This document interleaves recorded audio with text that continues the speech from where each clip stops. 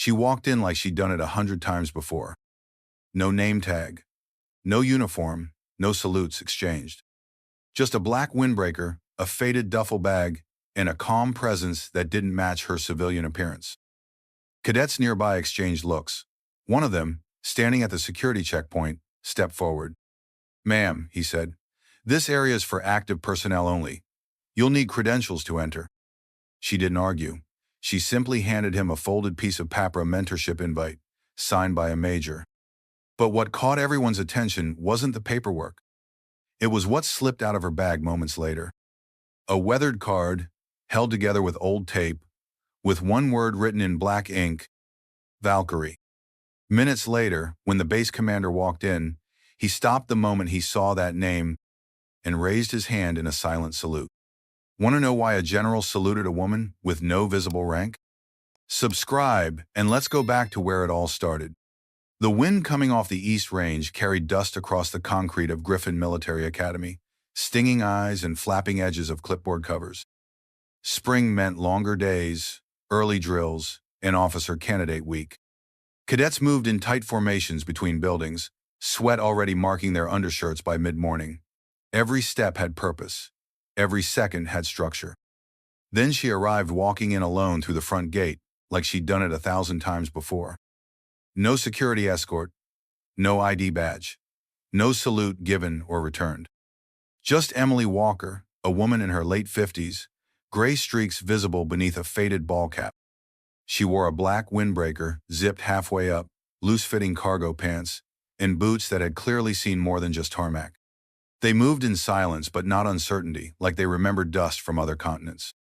Her duffel bag bounced gently against her hip, the strap worn smooth with use. It looked heavy, but she carried it like it weighed nothing, or like she'd grown used to the weight over time. A group of cadets, sitting on a low wall near the East Quad, noticed her first. "Logistics?" one muttered. "Admin support," another guessed. "Probably someone's mom who got lost," a third chuckled. They didn't bother to stand. She wasn't in uniform. She didn't look like anyone in command. Just another civilian passing through, a common enough sight on base, especially during events like Mentorship Week. But as she walked past, not once did she slow to read a sign or scan a building. Her eyes didn't wander like a visitor's. She didn't hesitate at intersections.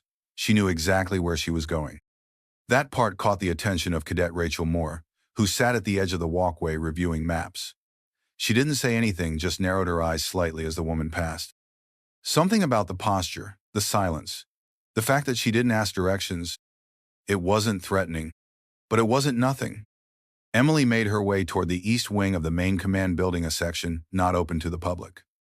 Access there was limited to command staff, security, and vetted guests, and every cadet knew it. So when she passed through the main corridor, heading straight toward the security desk like she belonged there, heads began to turn, though no one moved to stop her just yet. She didn't seem in a hurry. She didn't look around to see who was watching. And that quiet confidence, calm, deliberate, made more than one young cadet sit up a little straighter, unsure why they suddenly felt out of place. The main entryway to Griffin Academy's East Wing was all glass and concrete, clean lines, tight security. Cadets knew better than to approach unless summoned. It wasn't a place for mistakes or guessing. Emily Walker stepped toward the checkpoint with the same calm stride she'd carried since the gate. She didn't glance at the signs or slow down to check the badge scanner. She already knew the layout. Behind the desk stood Cadet Luke Anderson, lean and upright in a pressed uniform that still had dry cleaner creases. His boots were spotless, his posture textbook. He saw her coming and immediately stepped forward, one hand resting lightly on the security rail. His tone was practiced, polite, but clipped. "Ma'am, this section of the facility is restricted. Visitor check-in is back at Westgate." Emily stopped without surprise. No frustration, no visible emotion.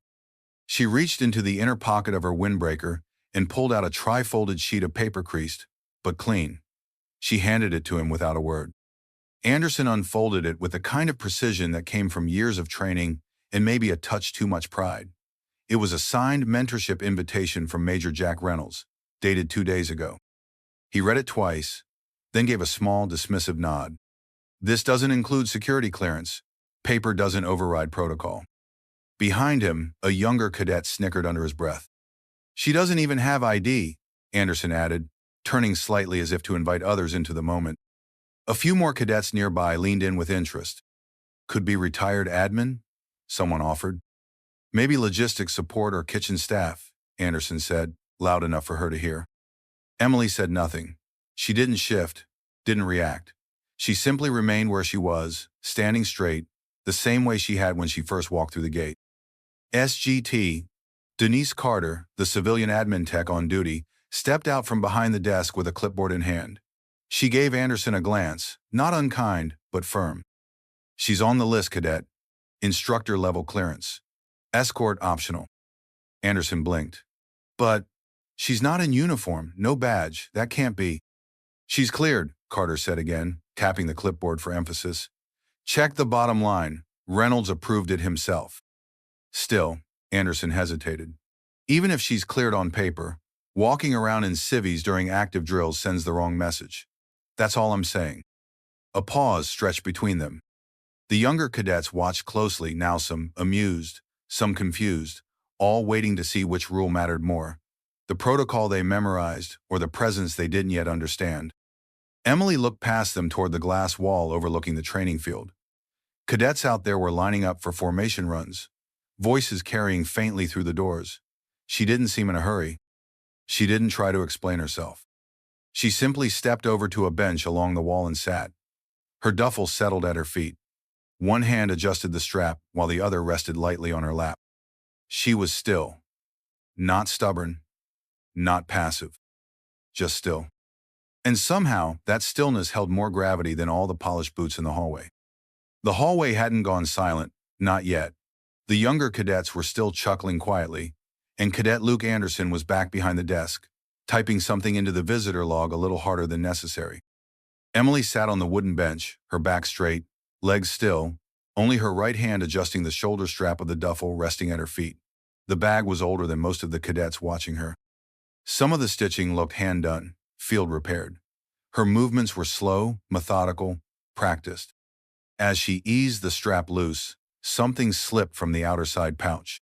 A laminated card worn at the corners, edges sealed in cracked tape, yellowed with age. It slid onto the floor, landing face up. Anderson noticed it first. He stepped over, crouched down, and picked it up with a small frown. "What's this?" he muttered, loud enough for others to hear. The card was simple. No barcode, no military seal. Just a line of block letters, handwritten in black permanent marker. Call sign, Valkyrie. Anderson blinked, then scoffed. A call sign? Seriously? You can't just give yourself one and expect people to treat you like special forces. There were a few chuckles. One cadet mimed air quotes. Another leaned to whisper something behind his hand. Emily didn't flinch. She simply reached forward, took the card from his fingers, and slid it quietly back into her bag. No defense. No correction. No explanation. Across the hallway, seated against the far wall, Cadet Mike Dawson had been reviewing class notes on a tablet. He wasn't part of the checkpoint detail, just waiting for his mentorship session to begin. Dawson was quieter than most slight in build, serious by nature. His instructors called him observant. His classmates called him forgettable. But in that moment, his eyes locked onto the corner of the laminated card specifically, the word written on it. Valkyrie. His stylus paused midline. His jaw tensed. He blinked once, as if convincing himself he'd misread it. But the letters had been clear. Familiar. Too familiar. That name didn't exist on any roster. It floated through half-redacted documents from a decade ago, mentioned only in the margins of old briefings Dawson had pulled under FOIA as part of an intel research project last semester. He remembered it because the name only ever showed up where things went sideways. Somalia, 2011. Operation Fire Hookah, failed extraction. Multiple assets under fire. No air cover, and radio blackouts. The official report had been butchered by redactions. But one line had survived, buried in the last page. This is Valkyrie, package secure, commence blackout. That was it. No rank, no real name, no follow-up. Just a voice that had pulled survivors out of an unwinnable situation and then disappeared from every record that mattered. Dawson stared at the woman across the hall. Same boots, same build as described in the whispers, same age range. She wasn't just sitting quietly. She was waiting like someone who'd done it before, in places where silence was the only weapon left. And she'd brought that same silence here. He stood slowly, tablet forgotten, and crossed the hallway with careful steps. Not rushed, not loud, like someone approaching something they weren't sure they had the right to touch. He stopped in front of her and said, barely above a whisper, "Ma'am, I saw your ID, the card." Emily looked up. Her expression was neutral, but her eyes carried weight. Not suspicion, not surprise. Recognition. Dawson continued. "I've read about Valkyrie, the insertions, the corridor holds. I didn't think it was real." She didn't speak. But something behind her eyes shifted quietly, heavily. She'd heard that before. Cadet Mike Dawson remained in front of her, voice soft, posture respectful, like someone who knew he might be asking a question he wasn't cleared to ask. "Were you really, Valkyrie?" Emily Walker didn't answer. Not immediately. Her face stayed still, unreadable, but her eyes stayed on him longer than they needed to, and that, in itself, was an answer. She didn't offer confirmation. She didn't deny it. She simply let the moment sit quiet, heavy, and entirely hers. Dawson opened his mouth again but stopped. He didn't want to ruin it with too many words. Emily leaned back slightly on the bench and reached into her jacket pocket for her keys.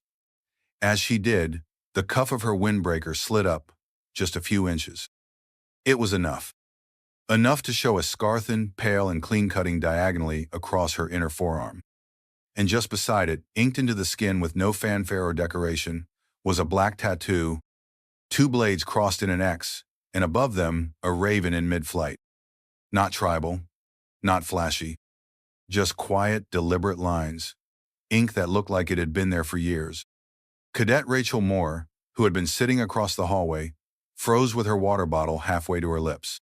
Closer to the entrance, a corporal in his mid-30s, likely prior, enlisted before reclassing into officer training, stood straighter. His jaw clenched, his eyes narrowed, and without realizing it, his arms dropped to his sides, fists lightly curled. He'd seen that symbol before. Not in training. Not in any publicly issued document. But during a pre-deployment briefing 6 years ago, when a classified slide was shown briefly on screen then quickly skipped over. No questions allowed. No follow-up permitted. Only the phrase, "not for distribution," stamped in red over the image. The raven and blades. An unofficial emblem from an unofficial task, unit rumored to operate without IFF signatures, without formal chain of command authorization. If your team got pulled out by someone wearing that mark, you didn't ask how or why. You just held your breath and got on board. And here it was, on the wrist of a woman sitting on a bench outside conference room 4C. Anderson saw it too. He was mid-sentence with another cadet when his gaze caught the mark and his voice faltered. He didn't say anything, but his face changed. The mockery from earlier now looked misplaced, almost juvenile. The silence that followed wasn't forced. It just happened. Cadets who had been whispering before now stared not with amusement but confusion, and slowly, a kind of unease. Like they were standing near something they hadn't noticed was important. Like realizing too late that a relic wasn't junk, but part of a memorial.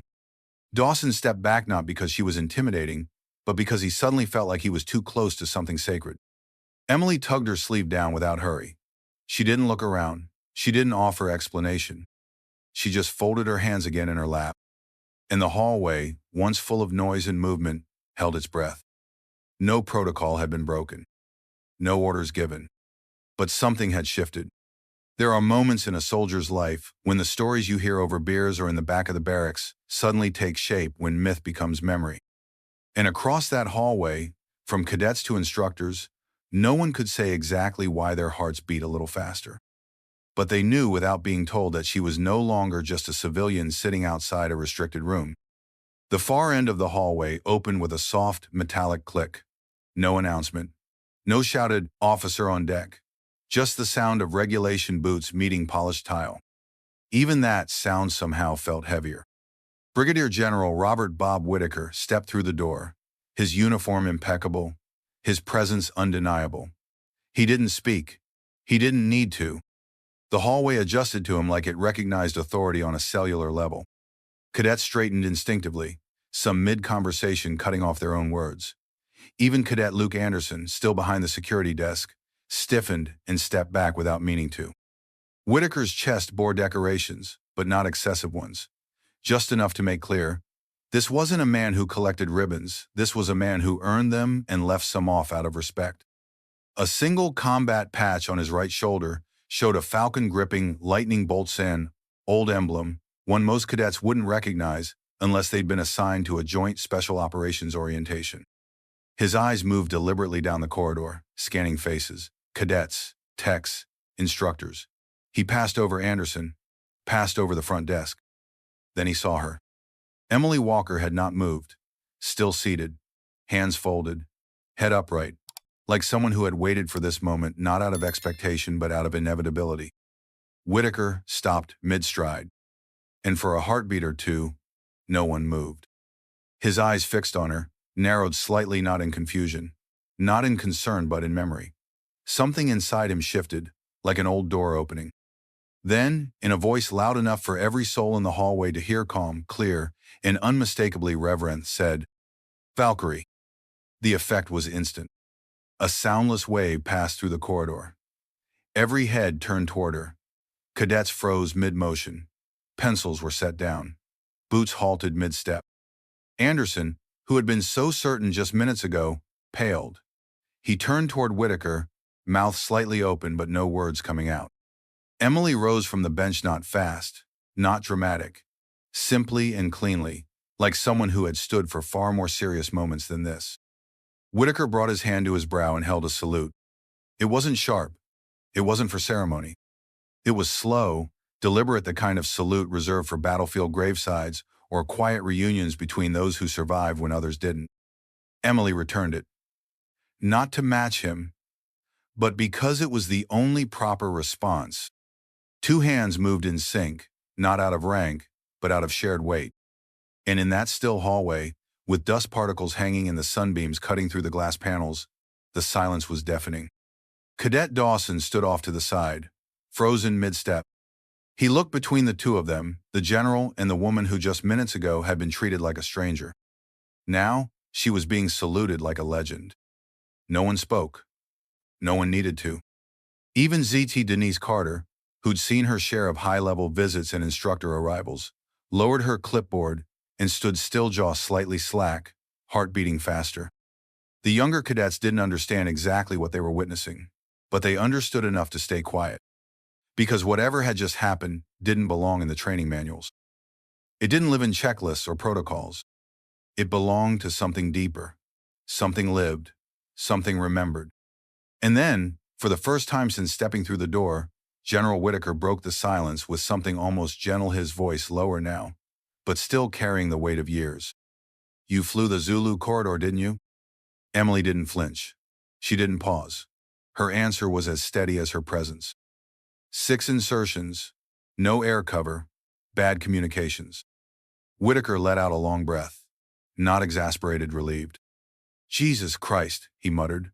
"I thought you were Kia. Nobody ever filled in the blanks. The after-action report just said, 'Successful extraction by unknown asset.'" Emily's tone was flat, not dismissive, just matter-of-fact. "It wasn't my job to fill them in." And with that, a decade of silence collapsed into one hallway, and the myth became flesh. After the silence settled and the salute lowered, General Whitaker turned to Emily and said in a voice only she and a few others could hear, "Would you still consider leading the mentorship session?" She didn't hesitate. "I would." He nodded once, then gestured toward the briefing room behind the security checkpoint. But he didn't walk in with her. Instead, he stayed behind, letting her enter first, as was fitting. The door opened with a soft press of the handle, and Emily Walker stepped into panel room 3B, a modest semicircle of worn tables and government-grade chairs. Fluorescent lights buzzed faintly overhead. A dry erase board at the front read in blue marker, "Leadership under fire." She looked at it, unreadable. At the podium near the front, a slide deck was queued up for a different kind of talk. Bullet points about strategic decision-making, communication trees, standard protocol in field conditions. Emily walked past it without pause. She didn't take the instructor's position. She didn't even glance at the screen. Instead, she placed her duffel on the ground and chose a seat not in front, but 2 rows in, slightly off-center. No spotlight, no elevation, just presence. Cadets entered the room in small groups. Some were stiff, not sure what to expect. A few glanced over their shoulders, whispering. Most noticed her and immediately recognized her face, if not by name, then by the way General Whitaker had spoken it. Even Cadet Luke Anderson took a seat in the back. He sat straighter than usual. No jokes, no casual smirks. When the last chair stopped scraping and the murmurs died down, Emily stood, slowly, calmly, not to command the room, just to address it. Her voice wasn't loud, but it carried, the way honest words always do. I was told this session was supposed to be about leadership under fire. She looked around the room. No one met her eye sand, yet no one looked away. But fire doesn't always mean bullets. Sometimes it's silence. Sometimes it's doubt. Sometimes it's a room full of people who've already decided you don't belong. She reached into her duffel and pulled out a small, folded strip of fabric creased and faded from years tucked away. She laid it gently on the table in front of her. It was an old unit patch black background, simple stitching, a raven above 2 crossed blades. There was no official insignia, no unit number, nothing you'd find in a regulation guidebook. Most of what I did can't be taught in a classroom, she said. And most of the people I did it with aren't around to talk about it. Her tone didn't ask for pity. It wasn't bitter. It just carried weight. She stepped away from the table, hands loosely at her sides. You don't earn your place by shouting. You don't earn it by quoting regulations or by calling people out before you know who they are. She looked briefly toward the back, where Anderson sat, not as accusation, but as a reminder. You earn it by standing your ground when everything else is falling apart. You earn it by listening harder than you speak. You earn it by being the one who stays calm after the noise ends. No one shifted. No one coughed. Even the buzzing light overhead seemed quieter. She sat down again. Didn't signal for applause. Didn't ask for discussion. Just waited for questions. And when they finally came, they weren't about glory or tactics. They were about truth. For a while, no one spoke. The room held that rare kind of quiet, not out of fear, but out of recognition. The kind of quiet that means people are thinking more than they're used to. Then a hand went up. Not too fast, not too confident. Cadet Mike Dawson. His notebook lay open in front of him, but the pen on top of it hadn't moved since Emily sat down. Ma'am, he said carefully, when you flew the Zulu corridor missions. She shook her head gently before he could finish. I'm not here to talk about that mission, she said. I'm here for this one. Dawson lowered his hand, nodded. It wasn't a dismissal, it was a redirect. She wasn't shutting him down. She was pointing him towards something that mattered more. Next came Cadet Rachel Moore. She didn't raise her hand. She just leaned forward slightly and spoke. How do you lead when no one trusts you yet? Or worse, when they already don't? Emily let that sit for a beat. Then she said simply, you lead with your next move. Not your resume, not your rank. You make decisions you're willing to be judged for before anyone agrees with you, and then you accept the consequences. Another hand. Cadet Stephen Kimball, voice quiet but firm. How do you come back from failure? He asked. Real failure, not theory, the kind that costs people something. Emily nodded slowly, and this time, her voice was softer. Start with silence, she said. Let people watch your next step before you explain it. Then make that next step count, not for yourself, but for the people watching you rebuild. The room stayed still. There were no follow-up questions, no corrections, no cadet trying to show they'd read more or trained harder. Just stillness. And then, from the back of the room, came the question no one expected but maybe everyone had felt. Luke Anderson raised his hand, slowly, like someone who'd touched something too hot the day before and was now reaching again, this time more carefully. What do you do, he asked, when people assume you don't belong? Emily looked at him. Not with anger, not even with disappointment, just steadily, openly. Her voice didn't rise. It didn't harden. You remember, she said, that they're not the ones who decide whether you belong, and neither are you. She let that hang, then added, you don't prove your place by fighting them. You prove it by staying, by doing the work anyway, by outlasting the doubt. And somehow that hurt more than a rebuke, because it was true. Because every person in that room, especially the ones who'd already made up their minds about her, had to sit with the knowledge that their assumptions had missed something deep. She hadn't forced their respect. She had waited them out. And now, they were listening.